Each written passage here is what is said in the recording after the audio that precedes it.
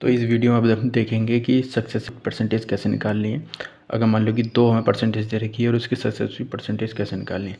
ठीक है, basically formula तो उसका ये होता है a plus B plus A B by 100। ये इसका फॉर्मूला होता है, आप इससे भी कर सकते हैं। और अगर एक दूसरा फॉर्मूला भी होता है, अगर मान लो ये a plus B dot A into B, इससे भी कर सकते हैं। क्योंकि इसमें अंतर कुछ नहीं है, बस इसमें ये कि डिवाइड बाई ये करना बहुत लंबा पड़ जाता है। तो अब टाइम बचाने के लिए इसको करने किसको अप्लाई कैसे करते हैं वो देखते हैं। जैसे कि मान लो कि 2 और 3 का हमें सक्सेसफुल निकालना है, तो कैसे करेंगे। ये a प्लस बी है तो दोनों को जोड़ दो, फिर 5 हो गया पॉइंट ए इंटू बी, और इनको 3 दूनी 6। पर यहाँ पे ये याद रखना कि 2 टर्म पर लिखना है, तो 0.6 लिखेंगे, ऐसा नहीं 60 करके परसेंटेज गलत हो जाएगी। तो ये इसका परसेंटेज हो गया। अब इसको करो 4 और ये a प्लस बी, 4 और 1 5 प्लस और ये 4 एकम 4, तो मतलब कि 0.4%। ये इसका सक्सेसफुल हो गया।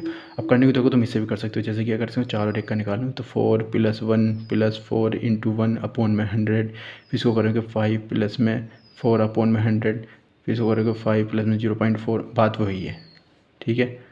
पर यह है कि इसमें हमने बहुत से स्टेप काट दिए हैं डायरेक्ट करने के लिए। अब जैसे 5 इसका निकालना है तो 5 और 1 6 हुआ पॉइंट, 5 कम 5 तो 0.5, और 5 कम 5 हुआ, 5 और 1 6 हुआ, हाँ ये इसका निकला।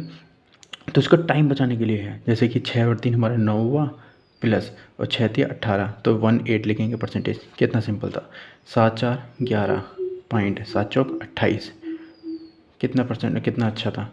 अब 10 और 3 13 पॉइंट, 10 और 3 करेंगे 30, परसेंटेज लगा दो।